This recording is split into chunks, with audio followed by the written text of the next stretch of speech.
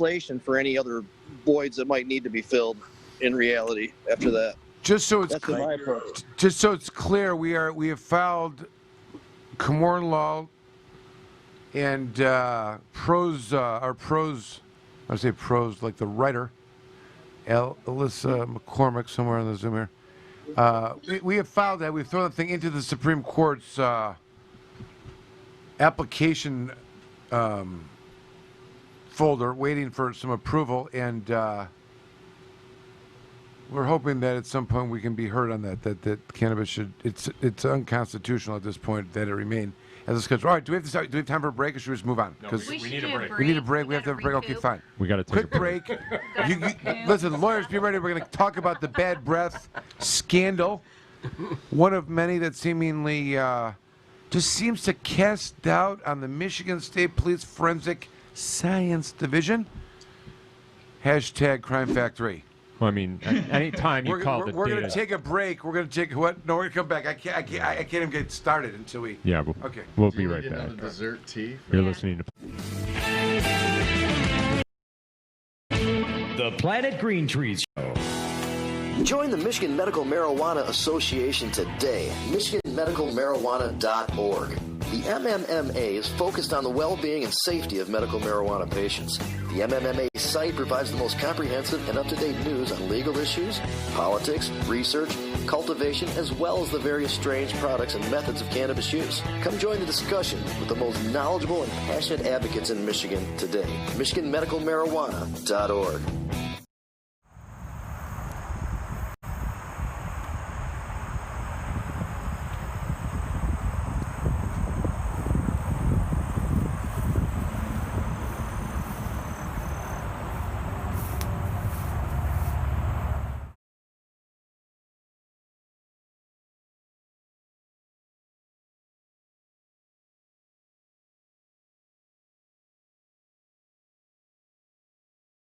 I am Earl from G3 Cannabis Therapy Network, and you are watching Planet Green Tree, the original and #1 podcast in Michigan for all things cannabis and legal news.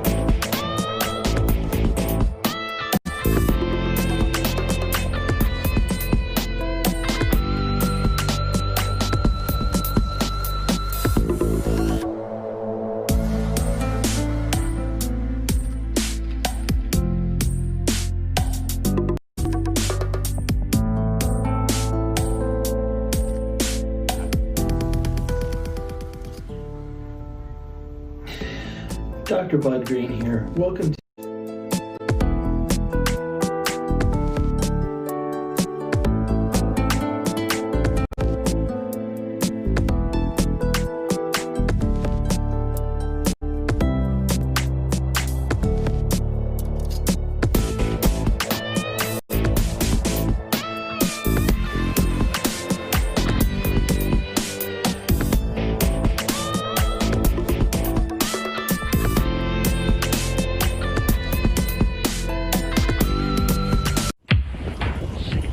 This is Amanda Joslin with the Amanda Report, sponsored by Komorn and aired on Planet Green Trees.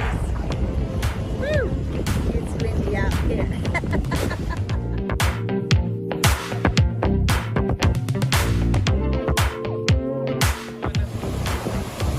One thing I learned about Traverse City is that it's not only famous for its cherries, but also for its dispensaries.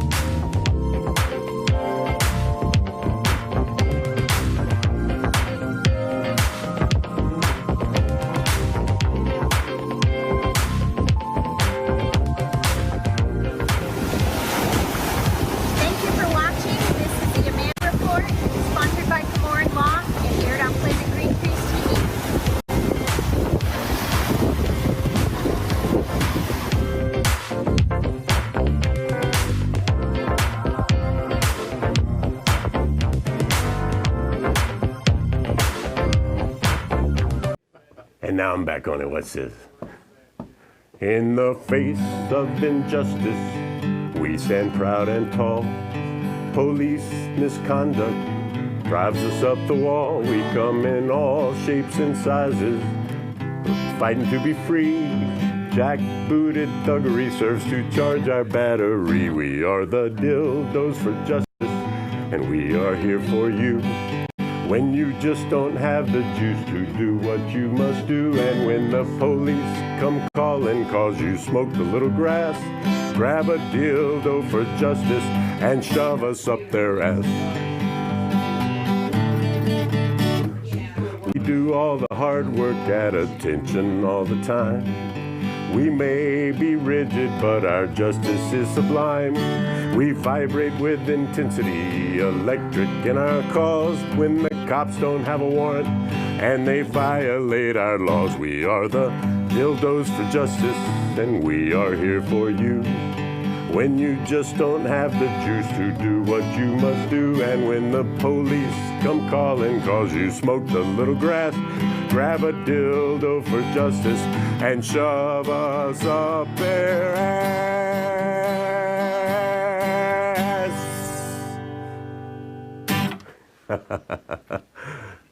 Nice.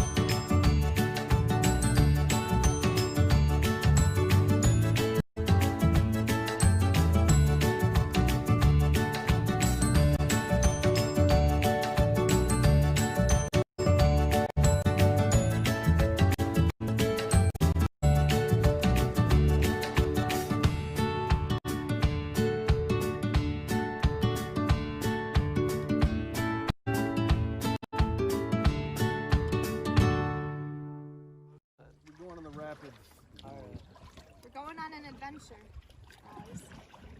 I'm gonna tuck my feet in.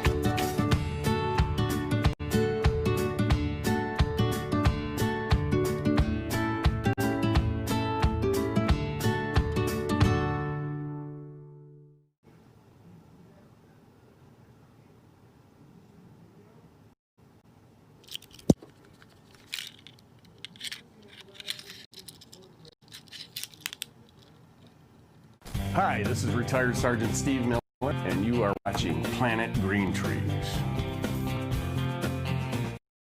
Here's Michael Komorn with more.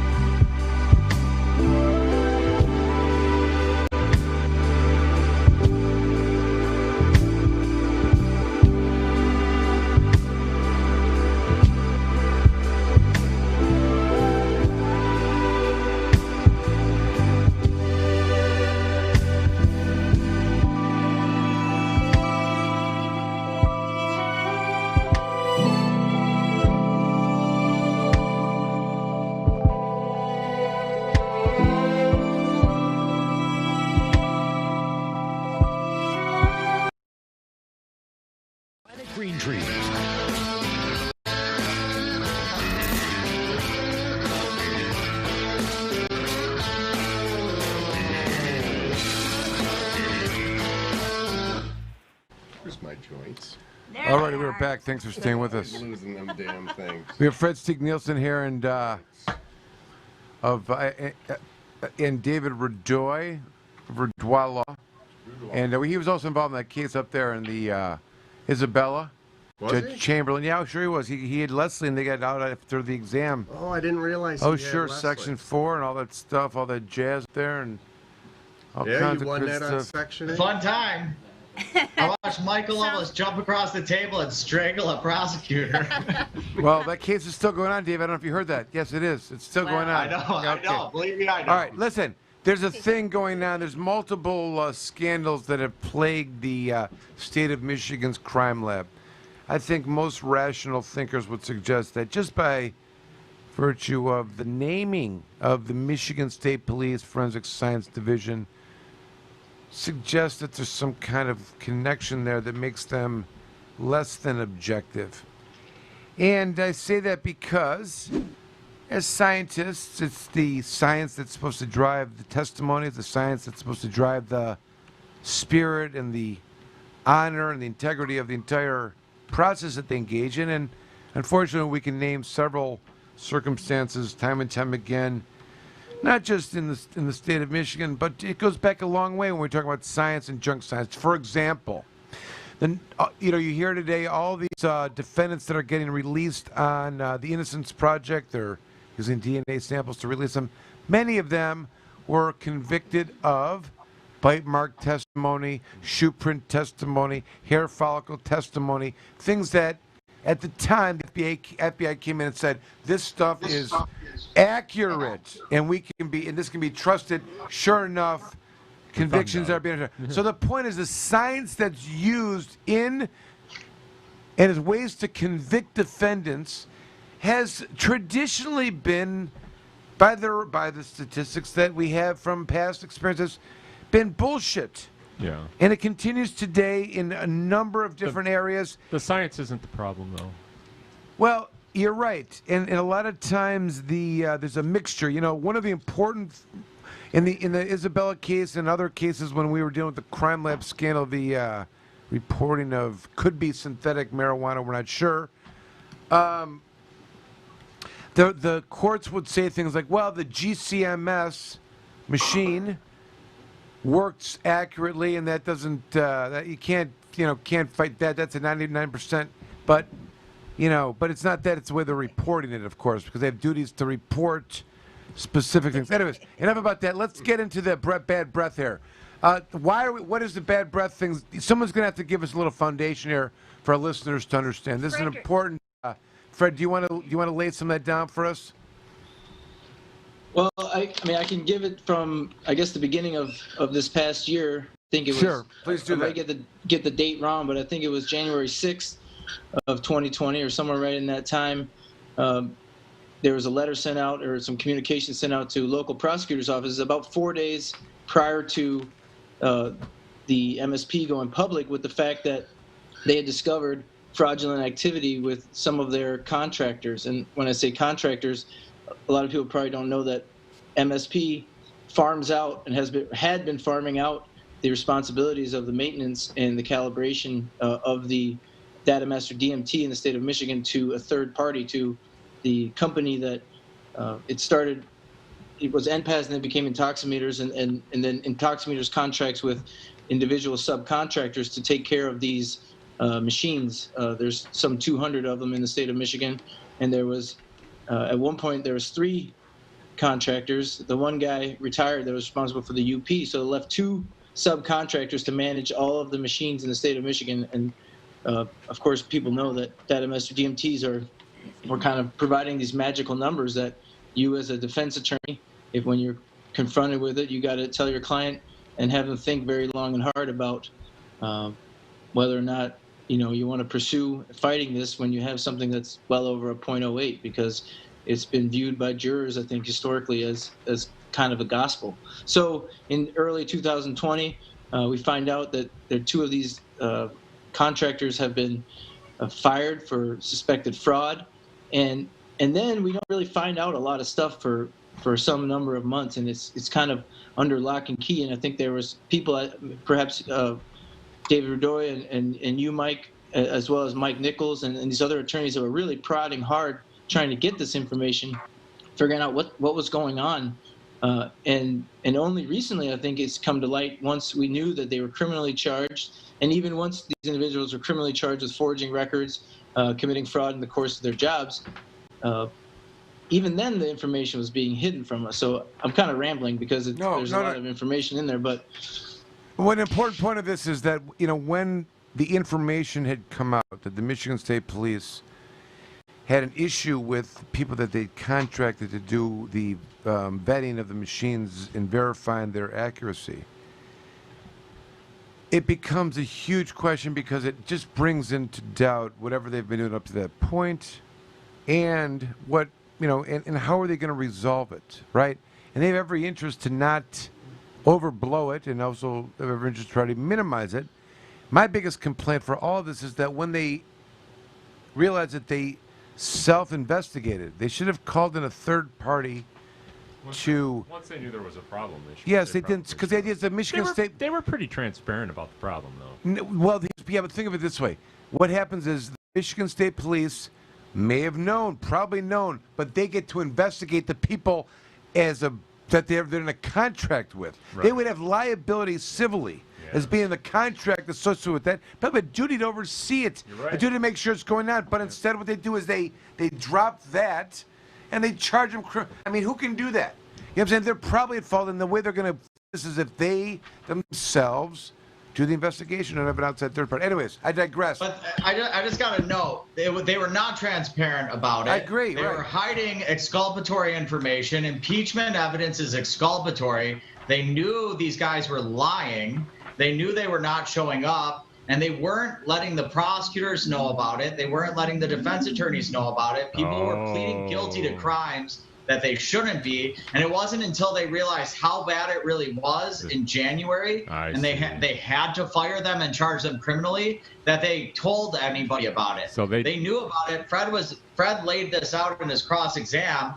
They started to know there were problems back in March? Oh, let's stop. Let's back it up a little bit now, because we now have kind of set the tone here of what was going on. We learned over the year in this course that they'd fired people within this contract. They were internally investigating them, and they ultimately got charged. No, they were criminally. They were in breach of contract. But they charged breach notice. But they charged them criminally. Yeah. And then part of the announcement was that certain jurisdictions that the people were, this third-party employees were supposed to be covering in those departments at those breathalyzer data master machines. We knew which ones they were, and they've disclosed those. So, if I'm not mistaken, you guys had a case up there in that jurisdiction that you're in, and you had a client whose data master results and the required verification of the machine that produced those results was one of the machines that had been suspect to this failing to verify the accuracy of the machine. Fred, if that's even close to fixed. So you bring up you bring up sort of the crux of the issue, right? And like I said, I rambled, but at the time that they made it public that this was an issue, they took over they terminated the contract with Intoximeters. And then they took every single data master in in Michigan offline for a period of time until they could, recertify those machines.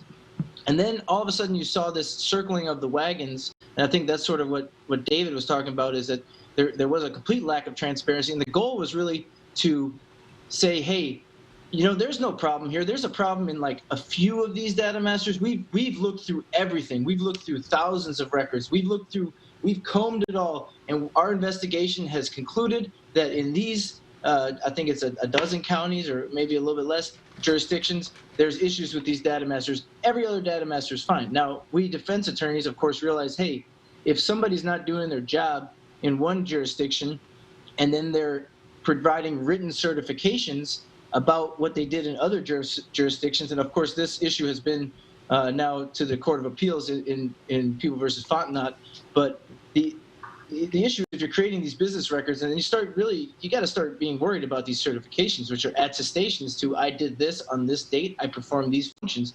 Then, because of the criminal investigation, when we wanted to challenge that information and ask people like David John, who's one of the contractors, the subcontractors who was terminated, to say, hey, well, what did you actually do on this and this date? And isn't it true that you were charged with, lying in this jurisdiction, and that you lied about what you were doing here? You were cutting and pasting documents in this jurisdiction. Well, he came and pled the fifth. So now, as a defense attorney, you have prosecutors again saying nothing is wrong with our machine. This investigation didn't turn up anything about our machine. How do we, let's just move forward. This is not relevant. The jury doesn't need to hear this. And this is the issue that we're dealing with in multiple counties. The case that you're asking about was in Grand Traverse County. So finally, we got Mark Fondren to come and testify. We had gotten the court to order this massive production of documents that we'd never seen before, with the status record summaries, with all the checklists and the cover sheets for these OD-84s, and just like it was this, tremendous amount of information. Explain Mark Fondren, please, to everybody who doesn't know.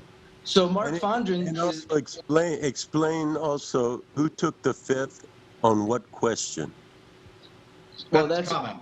That's the second issue. So what I'm talking about is I'm talking about the subcontractor David John, who I should back up and say you should really feel bad for David John, because David John was overworked in a broken system. Intoximeters was not paying these guys enough. They were asking too much. Mark Fondren is the current technical leader of the breath alcohol testing unit for Michigan State Police, and he was brought in to with the overarching goal of bringing accreditation to their breath testing lab. That should also raise concerns for people. They're not accredited. Right. So that's sort of a weird thing. People are pleading guilty, having these convictions on their record for the rest of their life, not being accredited or with information from a non-accredited institution. Anyway, he's brought in to fix things, for quality control, and he testified, yeah, I've been implementing all these measures, I've been doing stuff. He starts to notice these anomalies in various jurisdictions, and I mean, and the list is pretty extensive, but they're using the wrong solutions. They were not filling out proper paperwork, not submitting paperwork on time. It turns out that the technician numbers were being shared with jails so that they could do stuff over the phone that really a technician would have to bring a machine back into service. He's the person that when we called him to testify in in Antrim County in a different case, the judge, without asking him, the prosecutor objected, said this person is under criminal investigation. He has a Fifth Amendment right that he's going to assert. So the judge, without asking him any questions, says, well, would you like to assert your Fifth Amendment right? And he said yes. And then that was it. So we never even got to ask him a question. We couldn't even ask him who he worked for, because the judge made suboptimal ruling in that regard, to be careful with my language, but it was a very poor ruling to say that, not get into the issue. So anyway, Mark Fondren has been sort of the spearhead of this effort to, like I say, circle the wagons and show there's nothing wrong with the majority of the machines. Let's keep convicting people, and let's convict them as fast as we can. Like I said, Mike Nichols did a really good job of laying this out in a little document he called Anatomy of a Scandal. And he showed that Mark Fondren had really hidden testimony in his prior testimony about sending these letters for, about these quality control concerns, and saying, hey, you guys need to have better performance, sending it to the vendor. And, and then they had these plans for improving stuff. None of that stuff was shared with the defendants or their attorneys during the course of 2019, when all this was kind of coming out behind the scenes. So we get the chance to cross-examine Mark Fondren, which was like, it's like the end of a movie, and he's like the bad guy in the last scene of the movie, and it was really exciting to finally see him in the flesh, or it was on Zoom, but anyway. As we're going through things, he just says, everything is fine, everything is fine, I've reviewed everything is fine. And we had prepared with our expert, because we had given provided some additional records, and the status record summary showed that a machine, this unit, it was the 320 was the number of the unit. In the whole history of the unit, it had never had an internal standard error. And during the month surrounding our client's breath test, it had 5. And this is a calibration error. And again, he got up there and was so quick to dismiss it. I've reviewed this, everything is fine. And then, it really means that, he eventually admitted that you'd have to have a technician code to bring the machine back into service after a standard accuracy test, a check test, reached an internal standard error.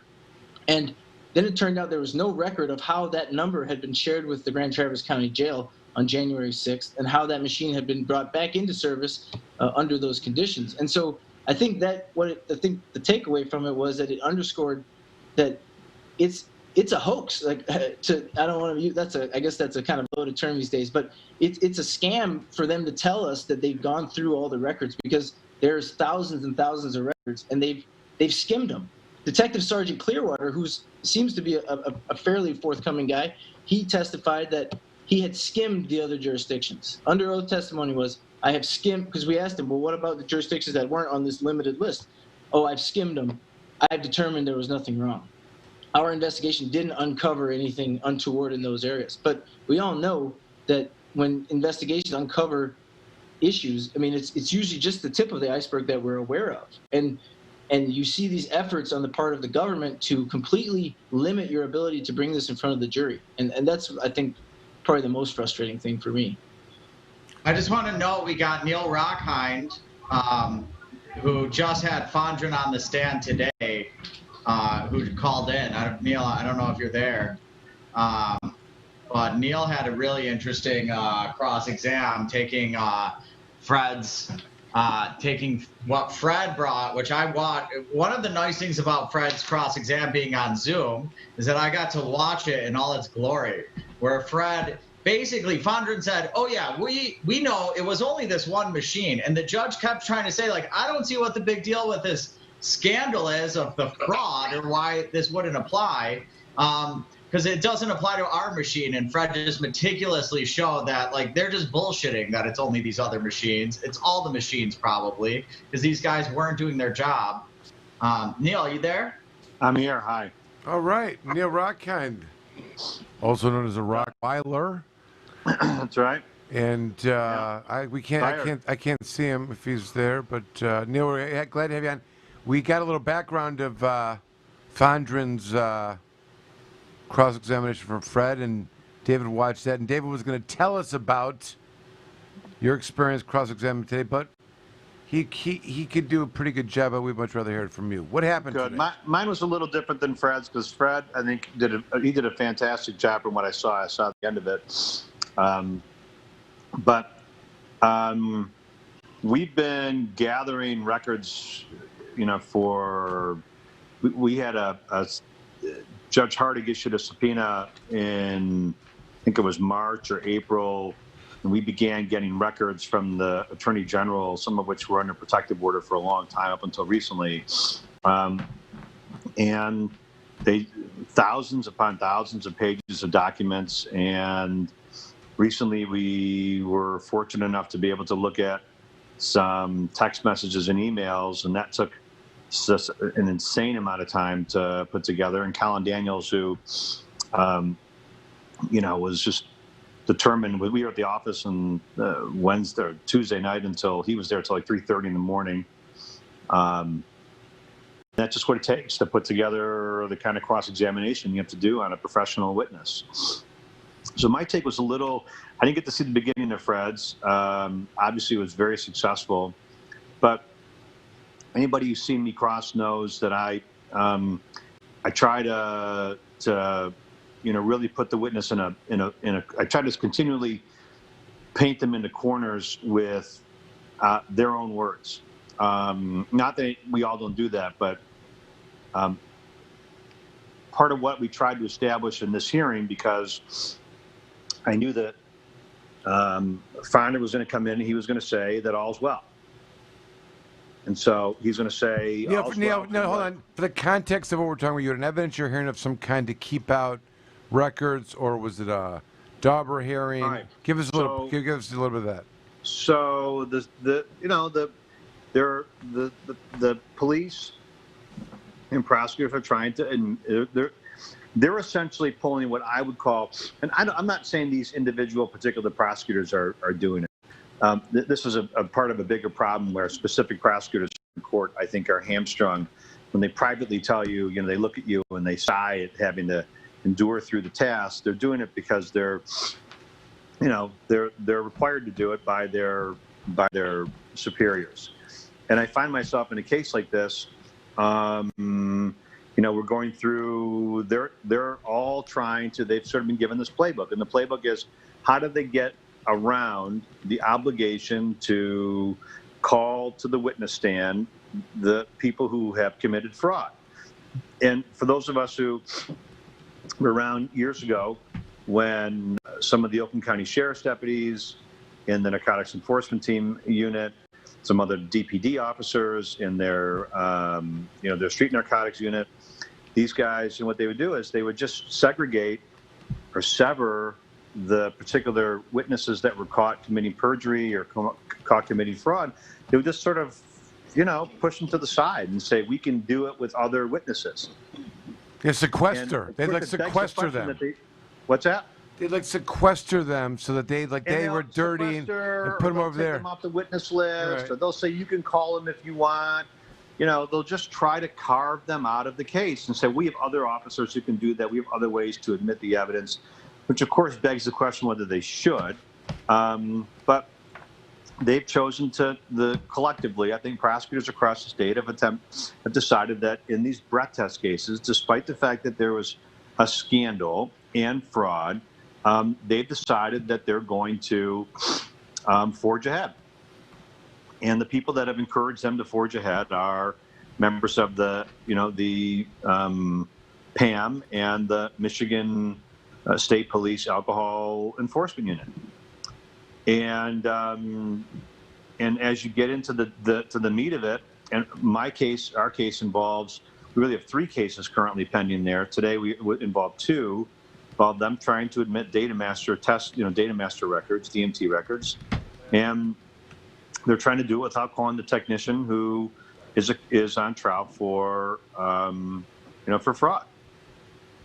And they want to do it by having some other people come in and admit these records and all these sort of end arounds. And, it's like using a lot of Bondo and tape. And it's like you see a car and you're like, you got a taped up window with duct tape on it and plastic covering the window, and you got Bondo on the front, and you got the mismatched door in the back. They're just trying to do whatever they can to kind of get this jalopy.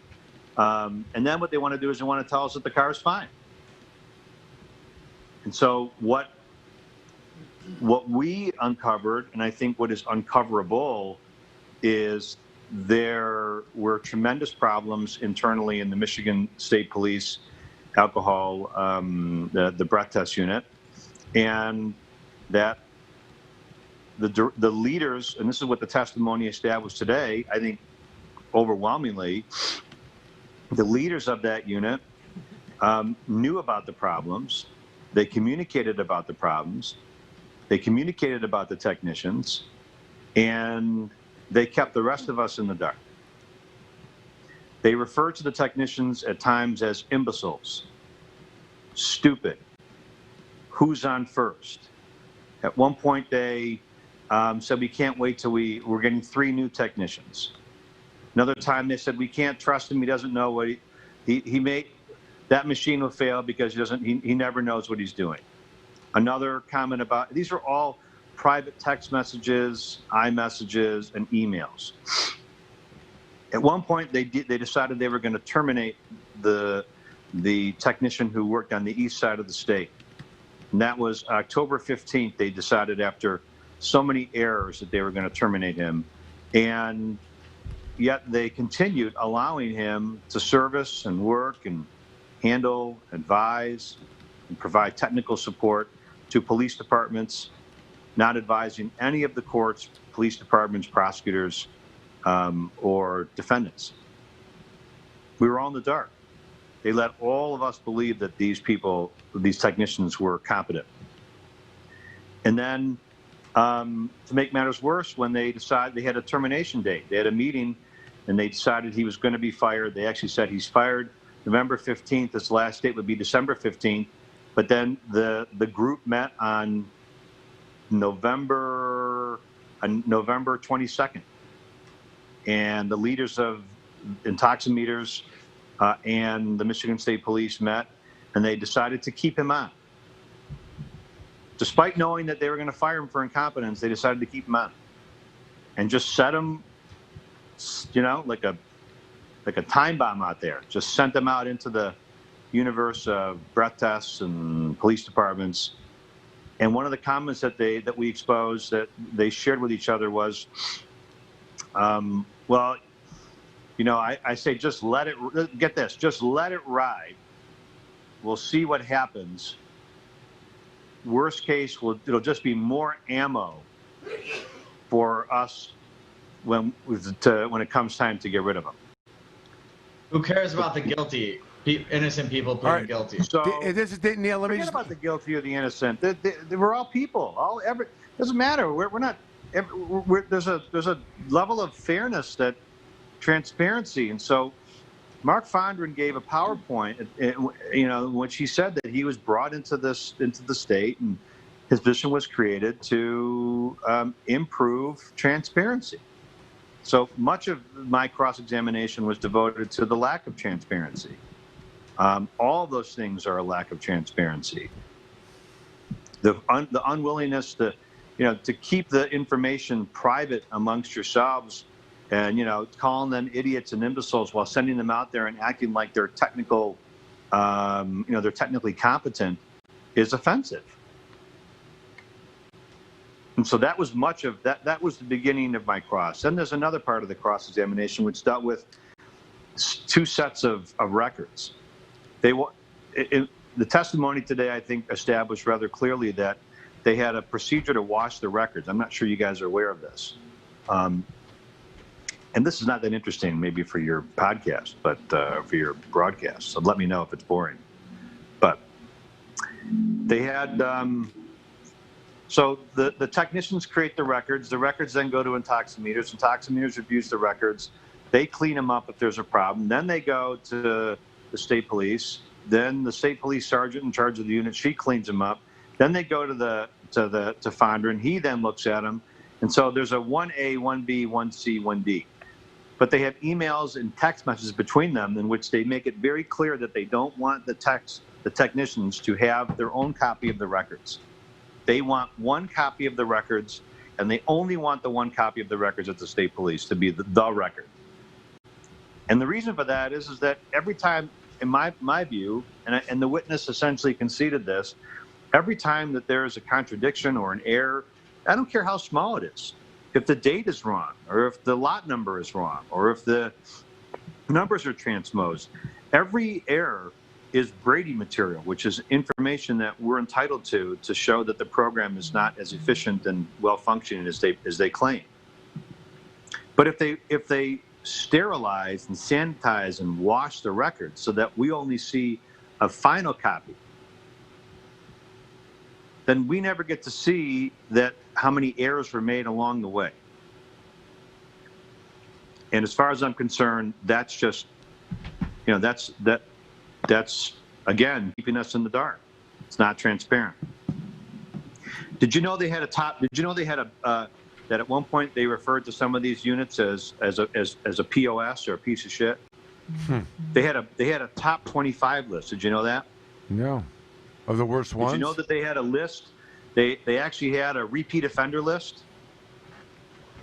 Do you know where the top 25 list is now? It was on sticky notes, according to Fondren. Those are, of course, gone.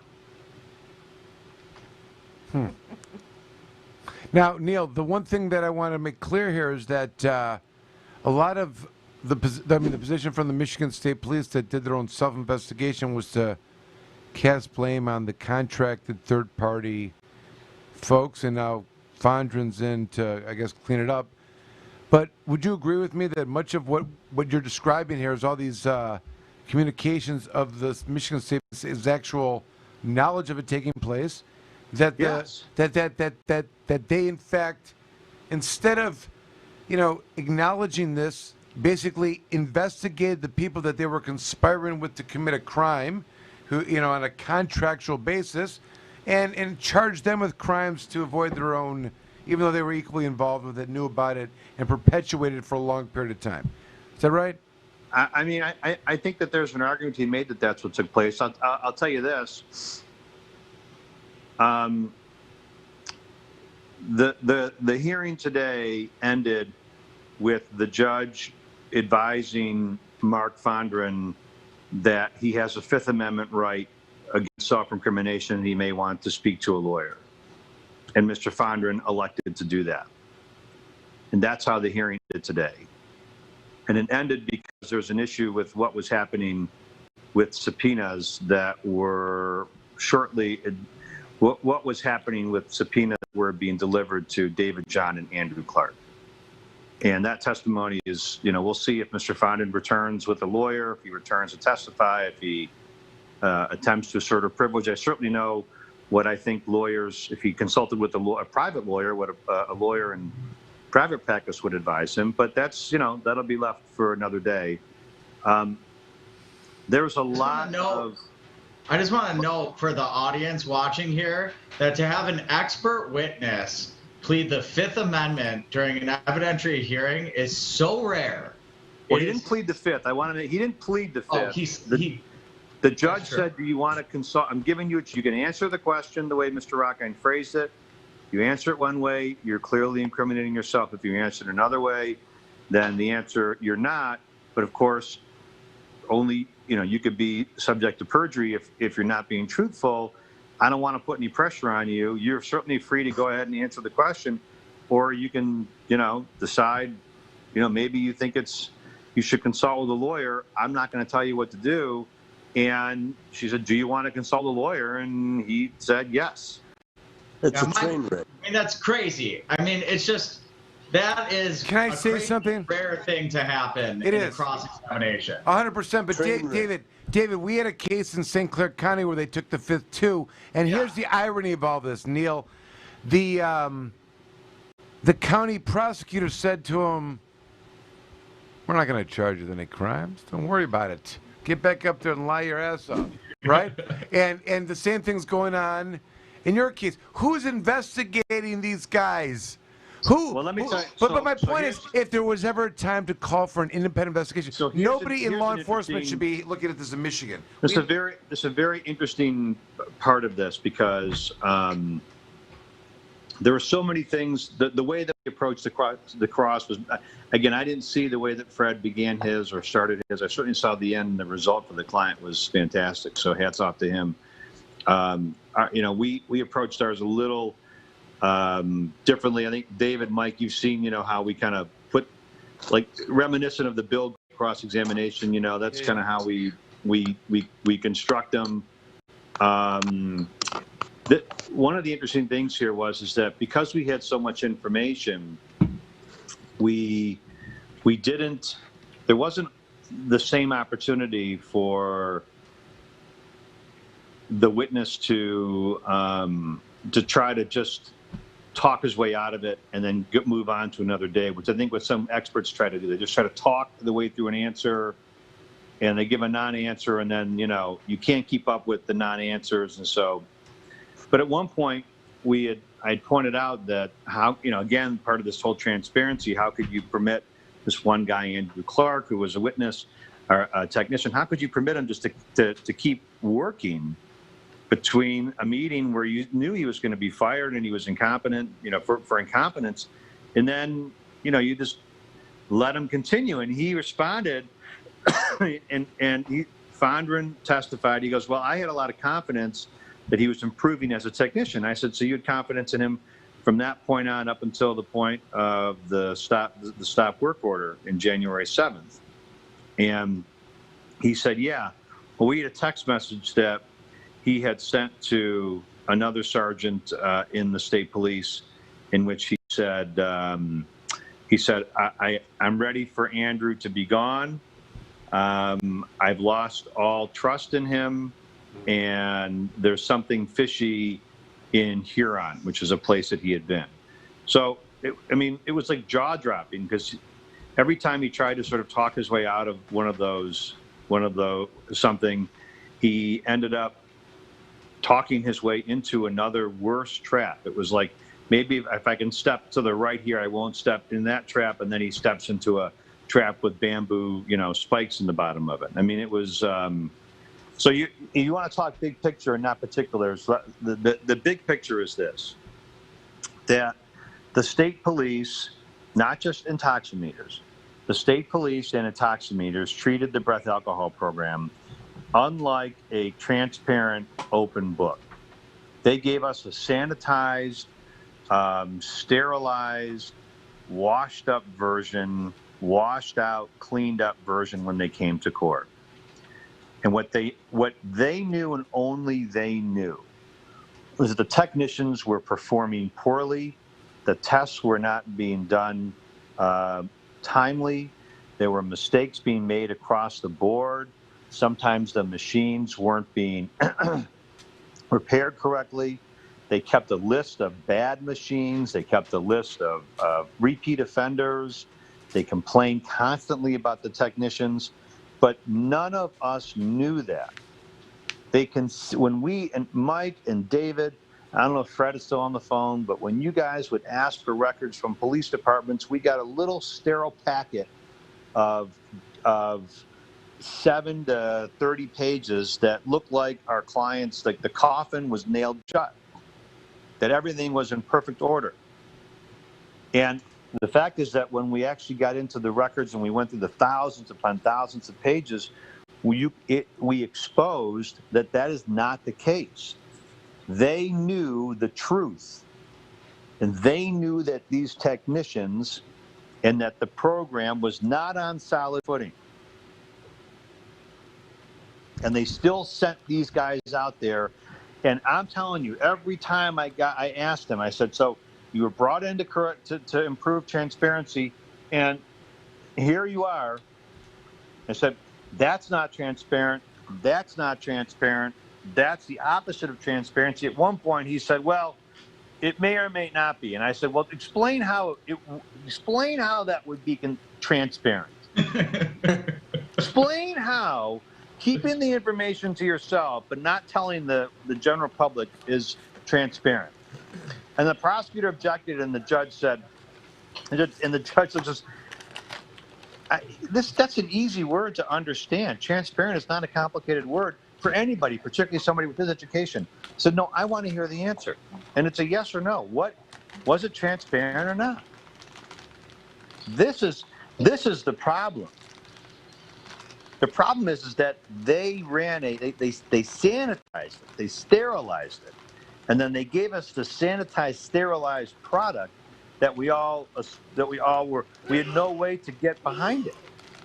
Yeah, what you're saying is there's Brother 4 Neil, different versions of the testing. Where might we, Brother Neil, Fraser here, where might we get an adverse inference, right? Because when they take the 5th, we get an adverse inference.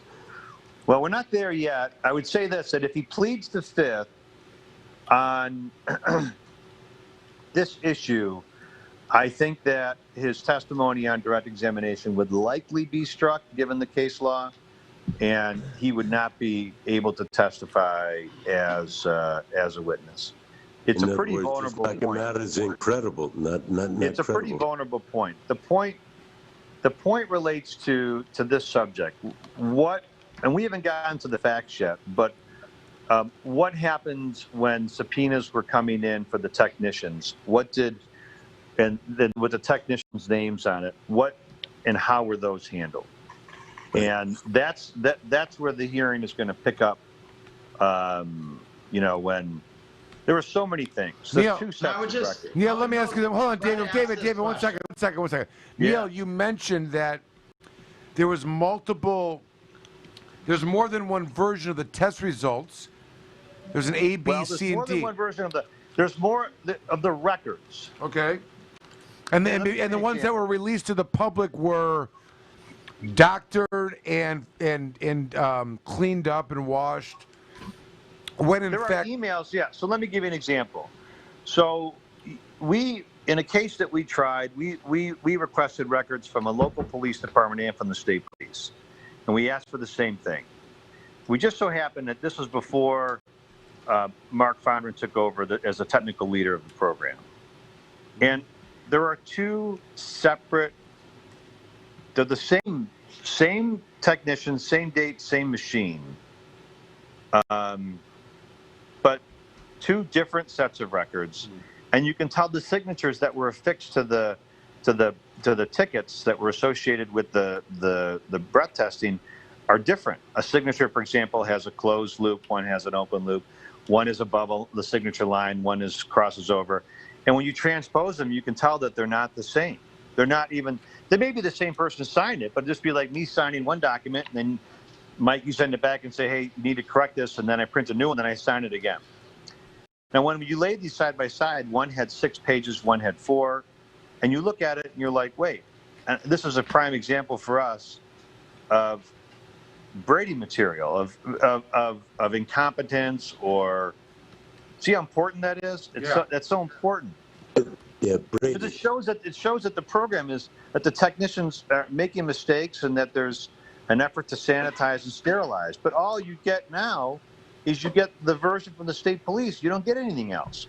There are emails that were being sent out to the technicians and to intoximeters saying, we are directing that the technicians are not to produce their own set of records, or not to have their own set of records, or not to maintain their own set of records. There are records where the sergeant in charge of the alcohol unit was sent emails and texts out to others and saying, you have to change that, you have to change that, you need to. How about this one? You want to crack it? This one will blow your mind. You ready? You guys listening to this one? Ready. Yes. Ready. Tests have to be, so breath tests have to be, the certifications or the maintenance checks have to be done within 120 days of each other. So at one point, the technician that we're dealing with, a guy named Andrew Clark, he submitted his record keeping, and it showed that his tests were not done within the 120 days, on the 121st day. Okay? Whether that's a big deal or not is for someone else to decide. So the records make it all the way to intoximeters, and then they make it to the state police. The sergeant in charge of the program sends an email back to intoximeters saying, you need to have Andrew change the date that he could, the 120-day date.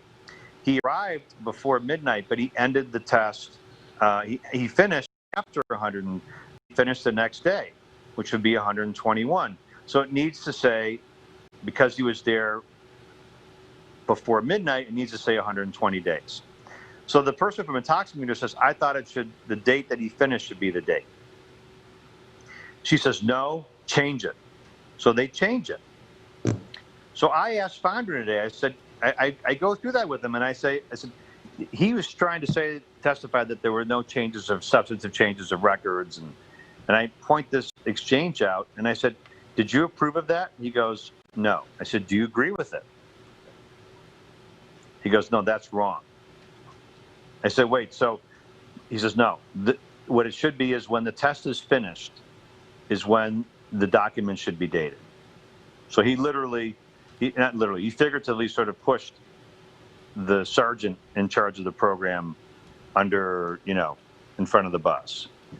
But this is the sort of stuff we're talking about. Neil, I have a question. Nobody would have known. Who would have known that? How could you possibly have known that they were just? This is the sort of stuff that we're supposed to be able to bring in front of juries, but they were hiding it all.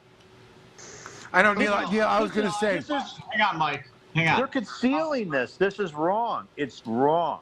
Neil, so Fred asked a question to Fondren during his cross. I think it was before you probably were watching, where he asked about, did you tell them, in this case, David Clark, or David John, but he was asking did you tell them not to come testify, not to comply with the subpoena? And he said, well, I wasn't part of that conversation, and that's kind of where Fred kind of let it, okay, you didn't know about it. So I know that this is the subject that got Hardig to advise him of his Fifth Amendment rights. I was just wondering, where did you go from there? Because obviously, you're gonna have to tune in. I'm gonna have to tune in. Yeah. Neil, I have a question. This is Fred. This is like in Get Shorty. You're asking me. You're like Martin Weir asking me what happens next with the Shylock and the dry cleaner on the run, and I don't have an answer yet. We're gonna. But there was a question that raised the Fifth, right? There was a question. Hey, Neil, did you? You want to hear? Here, I'll read you the series of questions that led to this issue. The first question was what I defined for him what a subpoena was. I said a subpoena, of course, is an order to appear in court. He agreed. And then I asked these series of questions, which were purposeful. And I said, did you prevent any witness from appearing in court pursuant to a subpoena? He said no. Did you agree with anyone or aid anyone in preventing any person from appearing in court pursuant to a subpoena? He said no. And then this is the third question that was the one that that really sort of, got, I guess, threw the wrench in the works. Did you provide any help, advice, or encouragement to any person who stated it was his or her purpose to prevent someone from appearing in court pursuant to a subpoena? Okay. And the judge heard that and looked at him and said, whoa, Mr. Rockine, you're asking a question.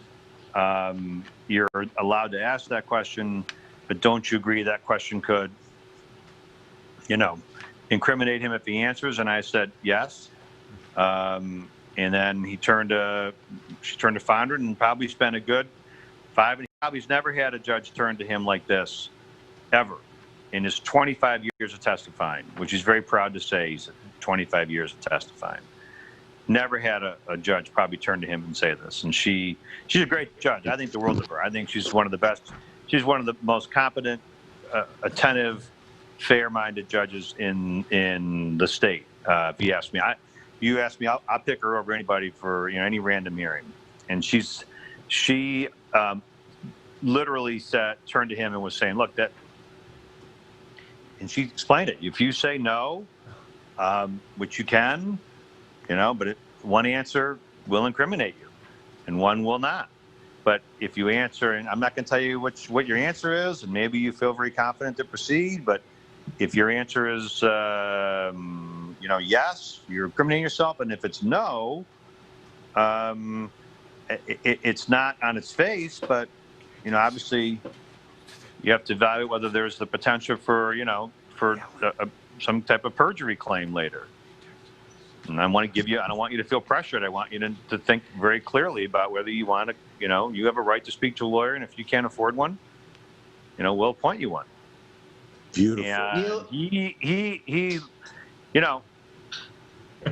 look, he looked like, Mike Nichols said at that point that the sound in his voice was about 8 octaves higher than he's ever heard it before. And for good reason. I said this on the record and I'll say it again. The information that we have, I think, gives reason for him to seriously ponder how he wants to proceed. Can I ask you a question? Go ahead, Fred. Of course. So is this information, because David John specifically told our office manager on the 2nd of March 2020 that he was ordered by the state police not to testify and and that was from that January 6th meeting. Do you have similar comments from Andrew Clark, or did you find additional evidence that supports them? So first, we have records that show Intoximeters ordered all 3 not to testify after the stop work order. And then there are exchanges in the communications between the leadership and the breath alcohol program about David John receiving a subpoena and then Andrew Clark receiving subpoenas, and that's the information that I know. We know the other stuff about Raquel Guzman, and and there's more to be. Obviously, if Gina Gettle is ever called to the witness stand, in a case, someone let me know. I'll be happy to. You know what I mean? She deserves a good cross-examination by someone who's like you, Fred, or David, or Michael. She deserves a good cross-examination in court where someone makes her confront her own conduct in her own words. Not because I'm being mean, but because there's a lot of things that she needs to answer for, I think, as well. Let me ask a couple questions here, because I think there's an important Fred, thing. I don't know if that answers your question, but No, that's great. Thank you. Come on. Do you have something specific, Fred, where Mark Fondren or Gina Gettle told him on March 6th, or told him not to testify? I don't have anything other than his exact words were that he was told at the time that, when he was brought into the Lansing Center on January 6th, he was discharged from his duties by a captain and a lieutenant of the Michigan State Police, along with the toxicologist for the Michigan State Police. So those are the three people. Right. So there's a report. So we filed a motion to show cause, motion for order to show cause, and motion to dismiss in 3 cases in Troy. And part of it was we attached, I think, a 14-page police report from that Gina Gettle authored in this case, authored in the breath test investigation case. That report is really eye-opening.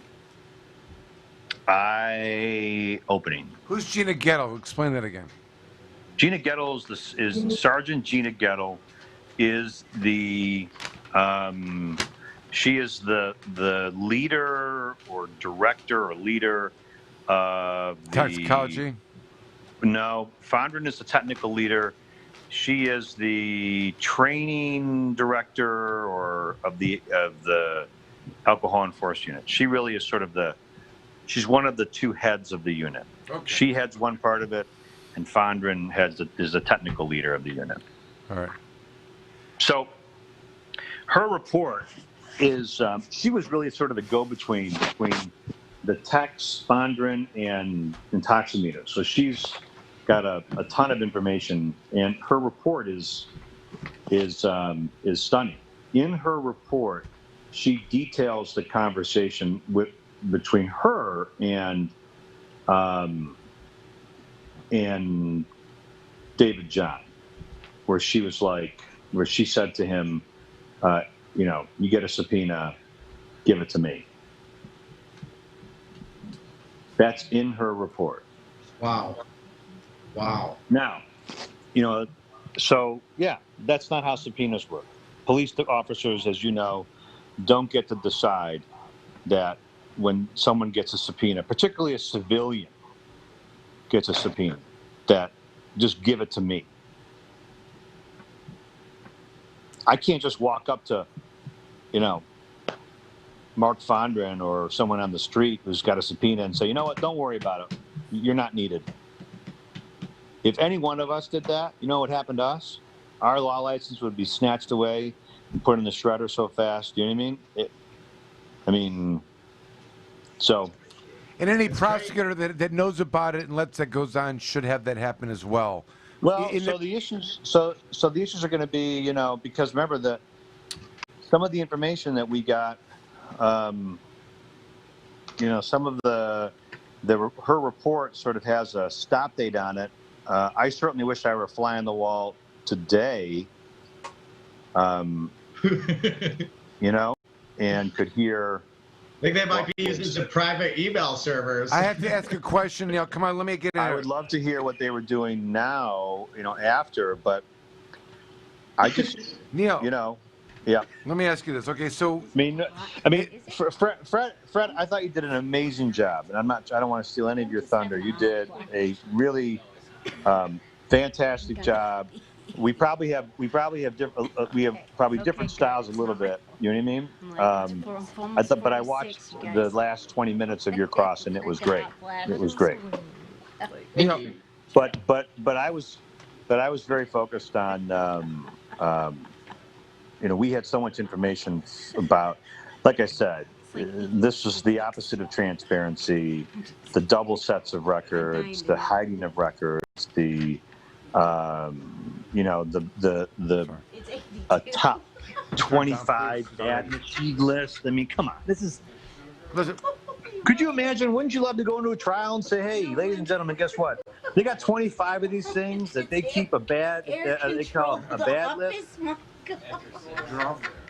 You can't even. I would just. One of my favorites. I texted Neil and I was like, Neil, I was thinking about impeaching Fondren, ways we could impeach Fondren. Neil said, I got it. I do it. Just wait. It was a, and I didn't let him, and he likes to talk and answer, and that wasn't going to happen. And, That wasn't good. He wasn't going to get to run around with his answers in court today. Tommy said it turns off after 6. Awesome. Well, I want to make a couple comments. And yeah, I know it's a long time coming. You've been studying this like the Holy Grail, or the, the tablets from the, Red Sea tablets or whatever. But what I think this exemplifies is, it's like the old police adage, move along, people, nothing to see here, move along, we got this, we're going to cover it, and they're going to self-investigate themselves, and they are participating in the crime, and their way of getting out of it is to charge these folks with crimes seemingly like, casting any of their own fault on everybody else and just close it out and move on. Now, that's not transparency. Ironically, there is some transparency in the world because I know there was the demand for these records that you speak of that actually had all this scandalous email nonsense that is meaty, juicy, and like all the information that shows how they're literally acting in conspiring to Michael, I forgot. Do we have a role play coming on? When I confronted him about the lack of transparency, how they had all these, communications like, in one part of between themselves, but none of us, like in the huddle, but none of us knew the play. He said, "Well, we're obviously transparent because you have it now." Right. Like, I only have it because. Really have it because we got a court order to get it. Right, and they were charging like $100,000 to get it for everybody, right? Give me a break. Right, wasn't like they were trying to get it. They've all of a sudden they have like some number they want you to pay. Thank goodness. They told me $1,300 and took 8 months to give it to me. That's like I got some of the records because you had a court order. I did it through FOIA. We contributed to that, but there was another. Yeah, you did. All right, but so you got this stuff, which is like all this conspiring in there. It goes to how can you trust them to investigate themselves? They themselves committed crimes. They shouldn't be investigating themselves. Anyone involved with this entire organization as a crime investigating you as a suspect, I don't think anyone in the Attorney General's office should even consider this. They should farm it out to some other kind of agency to see who should be charged with crimes. The perpetuation of the fraud on the general public is insane, okay? Well, let me say this. I'm probably not going to get much involved in this aspect of it, but I don't think that it's appropriate for Mark Fondren or Gina Gettle or anybody who's part of these communications to seek legal advice from the Attorney General. The Attorney General is investigating the cases against Andrew Clark and David John. Did they admit that? When we first filed our motion, another judge in the same building wanted to delay our cases and see if the Attorney General was going to act on our motion to show cause, like whether there was going to be an investigation and that kind of thing. And one of the things that this goes back to something that we've been talking about for probably 10 years, you and I, and goes back to maybe 2008, so it's 12 years ago, which is that the Michigan State Police should not be in charge of forensic laboratory testing. Amen. They should not be in charge of testing at all. They are a police agency, and at one point, I asked Mr. Fondren, I said, this is how farcical part of the hearing got. I said, "You're just a scientist, right?" "Yeah." I said, "So you're just into the science?" He goes, "Yes." I said, "You don't view this as a us versus them, do you?" He goes, "No." He says as one of his, that's fine, I said, "But no, you don't." He goes, "No." I said, "Well, he had this, there's this incredible issue where Andrew Clark went out to the Detroit Detention Center. The unit there during one of his maintenance checks failed a calibration, and he just left it in service. And then people were tested on it. So they ended up dismissing like 7 cases. And I pointed out to him, and I said to him, So, I said, this is not us versus them. He goes, no. I said, well, when the cases were dismissed after the incident at the DDC, you sent a text to Gina Gettle that said, bad day for us, lucky day for those 7 defendants. That's how right. Crazy. At one point, when she asked him to write a letter, she said, we need to write a letter to the prosecutor to explain what just happened at the DDC, but make it something that doesn't injure the program. We don't want this to, there are things like we don't want the defense to find out that someone who wasn't authorized had accessed one of the data masters, had the password. We don't want the defense to find out that we're behind in our honey. There are so many machines that are in units that haven't been 120-day tested. I mean, there are comments like that. We don't want the defense to get a hold of this. Another thing that Fred came out on Fred's cross-examination is that if the machine does the self-test on a Sunday night when it's not somebody's life on the line, and the calibration, there's like some error with the calibration, then the machine gets shut down and somebody, one of these techs has to come there and fix it and put in his code before it can go back in operation. But if that same error happens before a real live person does a breath test, it's fine. Right. That was his exact quote, is he said, oh, well, that's fine because it wasn't on a Sunday test. No problem. And Fred pointed that out. I thought it was really hilarious. That's fine. When there's a real subject and somebody's life is on the line and there's an error with the machine, that's fine. But if it happens on the Sunday night at 2 a.m., big problem. Fred, did you have a subject? Did you have a internal standard error before a subject test? There was one on the December 20th. Our client blew on the 24th, and then there was another 4 within the next 3 weeks. Well, I knew you had them on with those. They like to call these accuracy checks. They're really, that's such a bullshit phrase. They're really just a dry gas check. That's all it is. So during one of those Monday dry gas checks, is that when they had the internal standard error? Or did that happen actually before a subject test?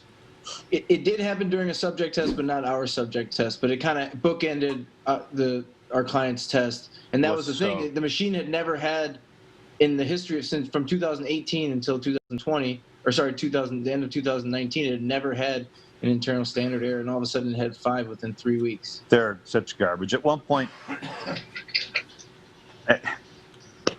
Gettles she said something to Fondren about how they had to send one of the POS back to St. Louis, which is where Intoximeters is. And Fondren's response was, get a second plane. The implication being there's so many. Wouldn't you have loved to get in front of any jury in one of these cases and just point out and say, do you know that they have a top 25 bad unit list, or that they have a repeat offender list, or that they call one of these units the unit from hell, or that they have a unit that that they have called a POS? Do you guys know that? I mean, Neil, I have to ask something. Please, listen. These are just game changers in cross-examination in a trial that none of us knew of. Please tell me this. How involved in the emails and oversight, or even from your own suspicion, in the direction and protection of these evil ways was influenced by Pam and its head traffic enforcement educator and teacher? Where did he play a role, if you know what I'm talking about? I can't speak to that. He didn't appear in the emails and texts, but some of the stuff was, we did have some redactions. I can't really speak to that. Right. There was an interesting point. You guys know who Perry Curtis is, and you know who Dale Haberdink is, I'm sure. Fred, you probably know Dale Haberdink, right? From But Fred and Dale Dale and Perry were the guys who used to work at for National Patent Systems, and they went around and did the repairs and stuff. And I think Perry was in charge of the breath alcohol program for a while. Well, at one point they learned that they were going to be called as a witness, as defense witnesses, And Gettle's response was, call legal. Right. Then when they learned that David, John, and Andrew Clark, or one of the techs was being subpoenaed, they wanted to get the Attorney General's office involved in trying to stop that. Gina Gettle wanted to stop that. It's really was like, I don't know how to put it. I can't say that, to answer your question, Mike, I can't say that I saw anything in the emails and texts that I saw that, with Pam or their, advisor or in their head. I can't, but I guess if you expanded the reach of the subpoenas, to those guys, maybe you would get maybe more. I don't know. I can't speak to that.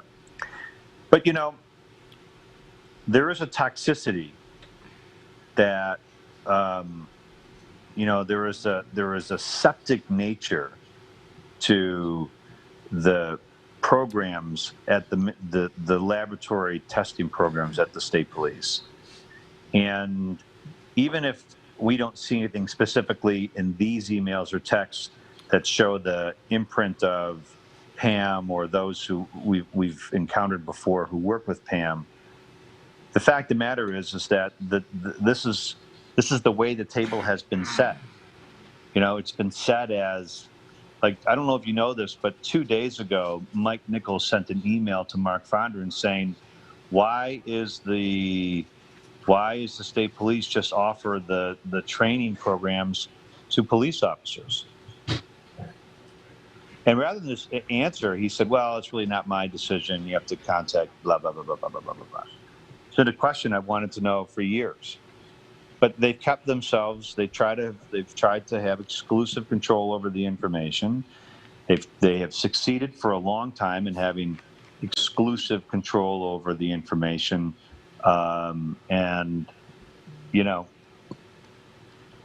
I mean, to that point, one thing that's come out through this whole scandal is they told us these machines, so they ordered the machines from National Pen Analytic Systems, and the machines had the ability to record every single test, everything going on with the 20-day, and Perry Curtis had that turned off.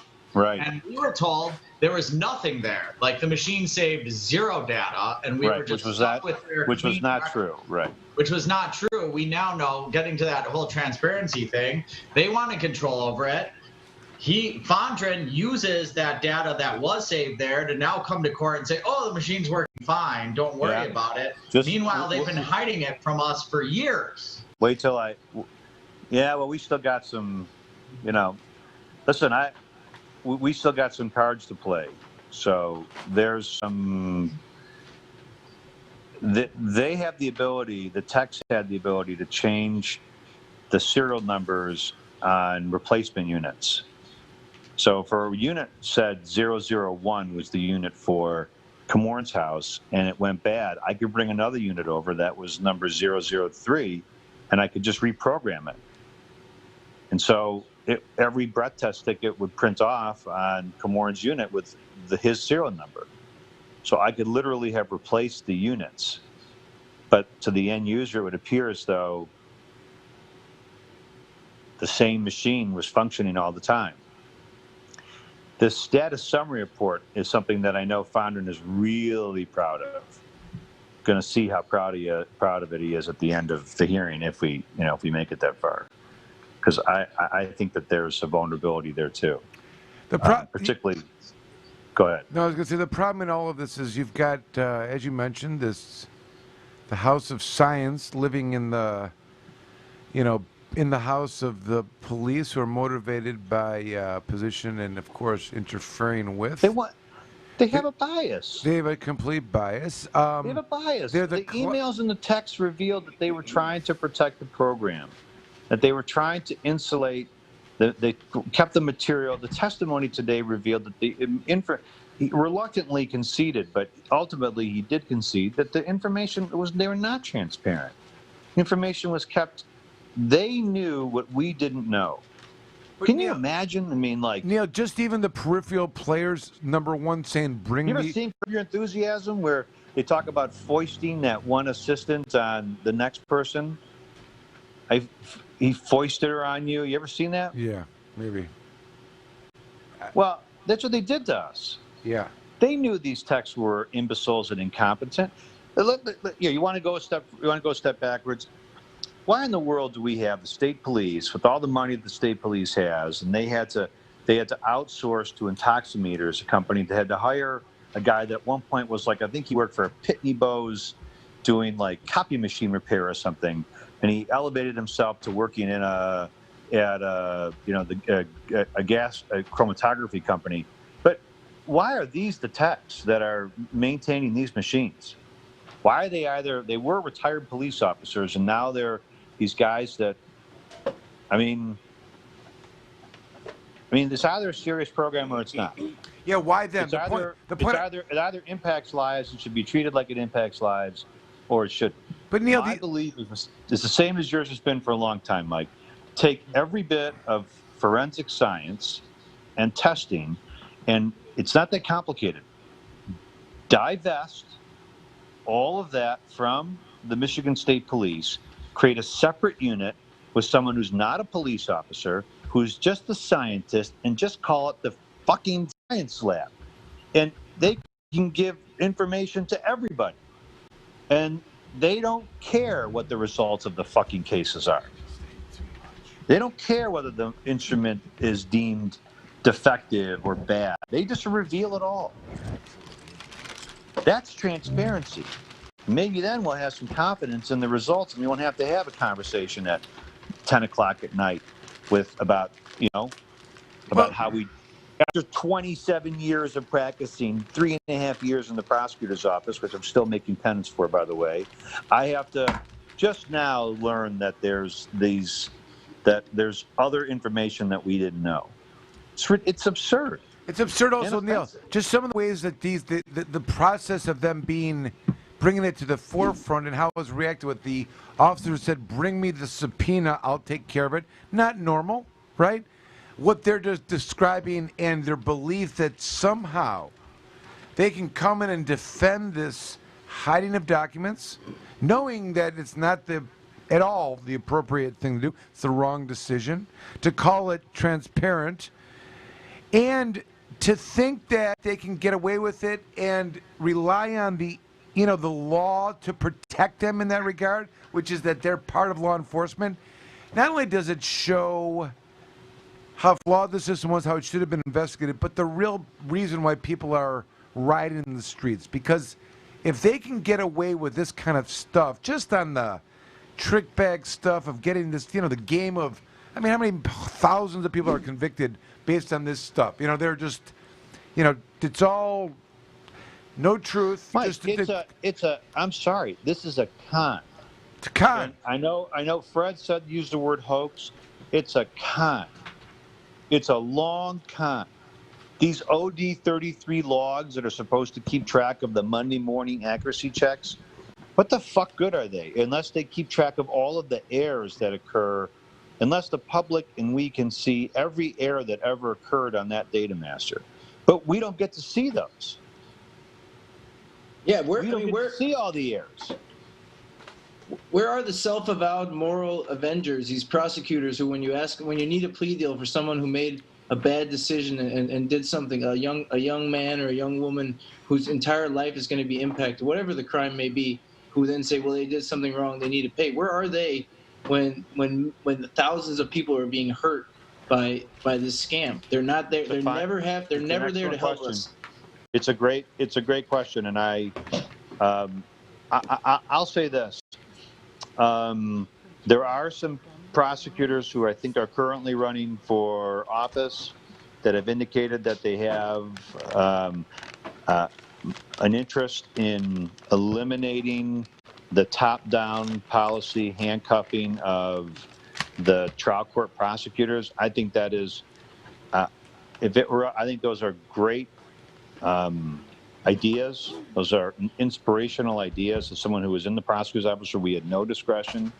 And I think that there has to be you're a lawyer. You should be able to, as a lawyer, you should be able to make your own good faith assessment of whether or not you can go forward with the case or not. I don't think that you should be excused in going forward with the case because your boss, even though you know you shouldn't, because your boss told you to.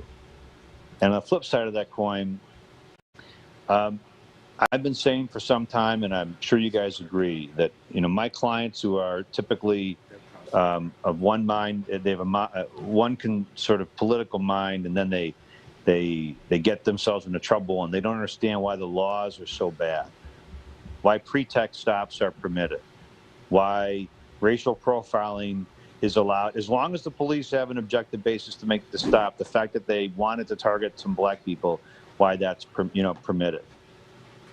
Why that if the police why are they allowed not to know the law but be ignorant of it, but a citizen can't be ignorant of it? I think all of these things are things that have been handed down to us by judiciary that has been anti-civil rights for a very, very long time. And part of that has been that people wanted to eliminate the exclusionary rule and say, oh, the police, if the police make a mistake, they can be prosecuted. They err on a search warrant, they can be prosecuted. They do a strip search and they shouldn't, they can be prosecuted. You know how many times I've seen that happen? 0. And the sad thing is that I think, Mike, you hit on this point, that we probably wouldn't be seeing all of the upheaval in the streets if the system appeared to be more able to weed out the bad apples. And, and it doesn't. And so because of that, the people who've been injured the most by the system just look at everything as a bad apple. They have no trust in it. I'll tell you today, I thought today was a great court hearing. I thought it was a great court hearing because I love the ability to shine a light on this sort of stuff. I love the opportunity to be able to question, to take people that have been in positions of privilege like that, and to when they're on the witness stand, they're on their own. You're on an island. You're fucking Darrell Rivas. You're on the island. Y'all know who Darrell Rivas is, right? No. Anybody there? Safety? No. Well, Safety? no. Football safety? I don't. He was a cornerback. He used to be like A quarterback. a cornerback. Yes. He was like, they used to call it Rivas Island. Like, you're on your own. You're on the island. You're on an island. The witnesses, you're on your own there. There's nobody there to throw you a lifesaver. So you don't get to sit back in your office and, conjure up policies and plans and emails and texts and, now you got to come to court and you're going to have to answer questions. And that's that's why I think cross-examination is absolutely the most essential tool in the legal system. Fred obviously did such a great job for his client using it that he got a fantastic, probably unheard of deal for his client. That saved his client all kinds of trouble. Undoubtedly, David and Michael, I know they've done this stuff. I've watched them do it myself, and how about this, Neil? How about cross-examination as a cornerstone of a democracy? Not just the criminal, not just the legal system, but in a democracy. Because if you can't get to the truth through under oath confrontation of witnesses, how do we ever really get to the truth? How do we ever really give credibility or find integrity in humans, their testimony, the evidence that they're offering? No, it's just the one place. The best thing about the courthouse is that it's just the one place when you get on the stand, and it just, for whatever reason, it's so different than what you watch go on in Lansing or in Washington, D.C., where these guys don't know how to ask any questions. It's like they're lawyers, and all of a sudden they get to Congress and they forget how to ask a series of questions with a point at the end of it. I don't know. Don't get me. Well, first of all, the legislature. Listen, I just think that cross-examination is. They used to say that the best cross-examiners were mothers who never went to law school, because when their kid came down in the morning, they could cross-examine the shit out of their kid and get the truth out of where they were without, oh, you're at Johnny's house? For how long? Oh, until 2 a.m.? Johnny Smith down the street, right down there? Yeah, the whole night? Yeah. Well, I walked down there to Johnny's house and you weren't there. Oh, you mean Johnny Jones's house? Oh, yeah. You were there? I went there too, And then fact of the matter is that utilized correctly, it's a great equalizer. We have no power. The witness, our clients have very little power in court. The one power that we have is the ability to effectively cross-examine. I didn't know you met my mom. That's funny. That's the great equalizer. And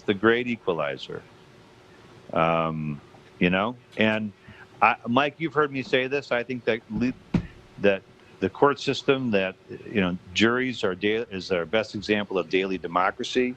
It's where the CEO of a large company has the same vote as the person who's a garbage man. Their votes count the same, And I think in court, likewise, it's a great equalizer. The most powerful, most intelligent, most arrogant, cocky, knowledgeable person takes the witness stand, and they can be exposed, just as much, if not more so, than any other witness. And we're just starting to peel back this stuff, I think, with the breath test program. What's that? Yes. No, it's hot in the studio here. It's like 82 degrees over here, so if we're not talking, it's because we're almost passing out from heat exhaustion. Michael is hot and ornery right Do you have a case number for your case there? Yeah, I'll give it to you when we get off there. I think I sent it. It's on a text thread, Fred. I'll add you to that text thread. Michael is hot We're gonna order the transcript, and we'll certainly make it available. It's a good transcript. Neil, thanks for coming and sharing tonight. I know you were kind of beat after everything. I am pretty beat. I can't tell you how happy I am to get to hear the story from the man himself. It was nice, and I'm excited to hear the killer cross-examination episode about it. Ask Mike. Listen, I tell you this, Mike saw the cross-examination of Bill Gray, which I thought was a lot of. This was a long time coming. I've been sort of an asshole to everybody in my personal life the last week, sort of gearing up to deal with Mr. Fondren. So we still got work to do, but we're on the 10-yard line as opposed to we're on their 10-yard line, not on ours. So. All right, guys. Thanks. Thanks, guys. Have a good one. Thank you for calling in. Hey, and let me say this. I say it everywhere. I hope everybody takes a few moments. I really do think that Ruth Bader Ginsburg passing is a watershed moment in our country. And I'll never forget the moment where I was when I heard it. And there hasn't been a day since she passed that hasn't gone by that I haven't mentioned it or thought about it. And, I hope God is watching over us, or somebody is, because we need some help. So, without her, we've lost a really powerful voice. So I always like to add that because I think it's important to keep her in our minds. So, 87-year-old lady with pancreatic cancer who was fighting to the very end to go another day. It's just, you know what I mean? What a story. So anyway, good night, guys. Okay. All right. Yeah, man. Neil, thank you so much for joining us. Really appreciate it, man. as always. Yeah. Super. Sorry Michael was so hot and ornery. Just at the And end. I gotta get out of here too. I'm still in my office. I gotta try eating some dinner. Sure. Are you sure that's not just your background like we talked about earlier? It's Okay. All right, fine. I don't know, Dave. Thanks for calling in, David. Is that a best of best attorneys plaque on the wall? That is my admission into the United States Supreme Court, which I received on guess what date? What? 420. 420. April 20th. That's right. Yeah. I know I see a best attorney plaque back there somewhere. I got a couple. Fred, thank you so much for dialing in. It Fred, was good to have you. Miss you, Fred. Gotta have you on more. Good seeing you, my friend. Give my best to Jesse and Eric. I will. If you would, please. And Allie, thanks for joining us and being so talkative. Bye, we guys. appreciate you. See ya. Bye, Thank Fred. you. Thanks for coming on. Bye, Allie. Eat on. I know. Okay. I'll see everyone, I guess, most of you tomorrow. All right. Dessert teas in the morning. Jamie. I need to try one. Dan's offering Oreo cookies. He seems to think that that's some kind of incentive. Dan says Oreo breakfast cookies in the morning. Yeah. I'll take those, Dan. I'll take those. Cookies and coffee. There's a few cookies Nutter and Butters teas. left, too, I think. Heck yeah. All right. Interesting. Okay, sounds like it's going to be an interesting morning. I'm leaving everything here. I'm not even taking stuff home. I've never done that before. We'll see how I feel. Oh, wow. You know, I just pack it up, take it over. You're just traveling extremely light tonight. I don't even unpack it, but I still bring it back. This makes no sense. It's so, just because it's you a have to comfort carry thing. something. I'm not going to do it comfort tonight. thing. It's like your You know- blankie. You know what happens to me? Sometimes I decide to leave my backpack, like if I'm just going somewhere real Yeah. quick, but then Yeah, all of a you sudden need I something need in it. Yes, I'm it taking my happens computer. all the God, you time. talked me out of it now. Sorry, Oh, guys. no. Sorry, guys. Okay, I don't need my computer. I don't need. I mean, what am I going to do? You should have seen the ordeal today with He's this- going to leave it all Yeah, I here. carry my backpack. What was I doing with my what? My folder? with your voting stuff. Oh, God. I had convinced him not to do it, and then did it. Yeah, I was like, Are you only taking I think one? I could be a better attorney than you, maybe. No, not even close. I was just kidding. I don't worry about the QAnon effect. That's what it was. I was like, out of the. Yes. Yeah, exactly. It's the mind control stuff Right. I've been Like utilizing. here's the thing, Jim. By the way, thanks for hanging in there. I know in the past when we talk too much lawyerly stuff, sometimes it gets boring to some. Our Sorry. viewer count dropped significantly. This is an important topic, though. It's a scandal amongst scandals. If you're listening to what happened, Neil explained how they're lying. They know about it. They investigated themselves to bury the truth. Yeah. It's much more far-reaching and impacts many, many more cases. It's really important. And whatever they're representing this entire program to be is a farce at the end of the day. And they don't care, and they're just going to lie, cheat, and steal. They have 4 different layers of data that they review to produce one that's the product that they give to the public. master. Yeah, the master deliverable. They charge Iron Labs $250,000 for doing that. Yeah. You Yeah. know, I it's a mean, violation. there's a lot of like problems doctoring here. data, right? You know what I'm saying? It can't be science if it's not calibrated. The rule for 120 days is there for a reason, and you can't go back and certify a device retroactively. That's not how that works. And to think that some printout from the machine is going to justify the fact that the calibration and checks were not completed is preposterous, unacceptable. Did I hear him right that the judges were frowning upon them fighting the cases over this? Well, yeah. Did I hear because- that correctly? Yeah. Yes. I mean, I think that you had a lot of folks that, Oh, no, they went to the discovery. You know, they were the FOIA request or the whatever. They were charging a lot of money. Finally, a judge decided to order them to present it. I have a headache. Let's go. Come on, I'm so hungry. It's late. Okay. That's good. Hey, you guys, Tune in next Jamie, any week. final commentary? Look, he's out getting stuff done. Like I said, that's what he does. Yeah. What's up? Nope, all good. Good show. Interesting. Appreciate it. We're gonna get to Thank you, finish all the guys. marijuana stuff, but we'll have to You circle have a back. new one now. You have a problem. mask for every next week. every hour of the day. Yeah. Oh, also, lastly, Monday night, Freedom Hill, come join Jimmy the Pepper and I to fundraiser for Pete Lucido, running for prosecutor, Macomb County. Jim and I like him. We're going to go out and support him on Monday. It's actually a marijuana themed fundraising event he was telling me a lot of people from the marijuana community putting this on at Freedom Hill Monday night from 5 p.m. to 7:30. Yes, sir. So a lot of marijuana people are there. It's a marijuana themed fundraising event on the Republican side. And we know that Pete has been a big supporter Absolutely. of forfeiture reform, and It was also under his committee that the expungement bills were reported out to the Senate, which just passed this week. So I think that people should really take a look at him as the next potential prosecutor of Macomb County. Absolutely. I think he'll be great. So, so Jim and I will be there if anybody wants to come join us. He's a defense attorney. You know that? He was a former defense attorney. Yeah. That's what'll make him a great prosecutor. Mm-hmm. Well, I think so. We need more defense attorneys for prosecutors. Yeah, it definitely puts a different spin to things, I think. Yeah.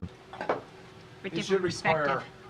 It should require like judges to be all of them, you know. Right. And it should be something that recognizes the importance of all for the system to work. Okay, enough. I'm trying to leave. I'm just gonna. All right, we gotta go. Okay. And now back to more Planet Green Trees. The Planet Green Trees Show. Join the Michigan Medical Marijuana Association today, michiganmedicalmarijuana.org. The MMMA is focused on the well-being and safety of medical marijuana patients. The MMMA site provides the most comprehensive and up-to-date news on legal issues, politics, research, cultivation, as well as the various strange products and methods of cannabis use. Come join the discussion with the most knowledgeable and passionate advocates in Michigan today, michiganmedicalmarijuana.org.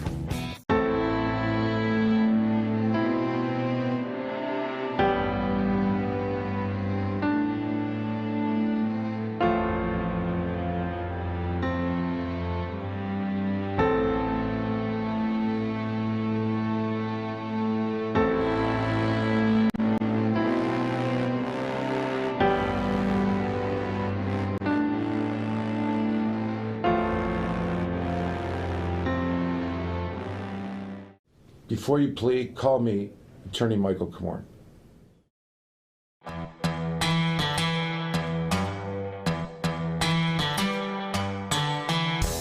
An important and historical farm crop in American agriculture is returned after having been classified as a controlled substance and illegal. On December 20th, 2018, the President signed the Farm Bill, also known as the Agriculture Improvement Act of 2018, into law. The signing of the act was great news for the hemp industry, which amended the definition of marijuana in the Federal Controlled Substances Act. Hemp is now defined as the plant, Cannabis sativa L, and any part of the plant, growing or not, with less than 0.3% THC concentration on a dry basis. The plant itself is no longer a controlled substance. Hemp is one of the most versatile plants on earth. From clothing, fiber, paper, building materials, hempcrete, biofuels, CBD, and medical uses, it has been a part of America's industry for over 200 years. Even the United States Constitution was drafted on hemp paper.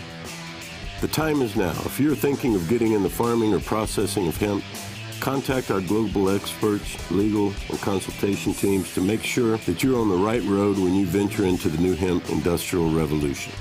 Michigan Hemp Industries has been a leader and advocate for the return of the hemp industry, so come be a part of the new revolution in agriculture in Michigan.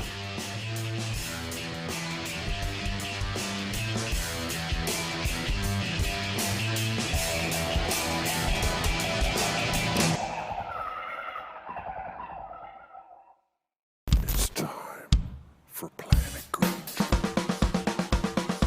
We have launched. We've completely launched. We've started the show, and it is Planet Green Trees. We're about to embark 2 hours of medical marijuana and marijuana reform in Michigan, and nationally, and internationally, and even in Spaceland. There's an argument that we evolved from the cannabis plant. Let's just be honest, okay? Ow, what's going on, everybody? How y'all doing? 420th episode. If you're a connoisseur, you're going to want the good stuff. And if you want the good stuff, you're going to go for the mom and pop stuff because that's the good stuff. It's just a real pleasure to come here and congratulate you on your 420th show, and thank you for having me on a few times over the 420.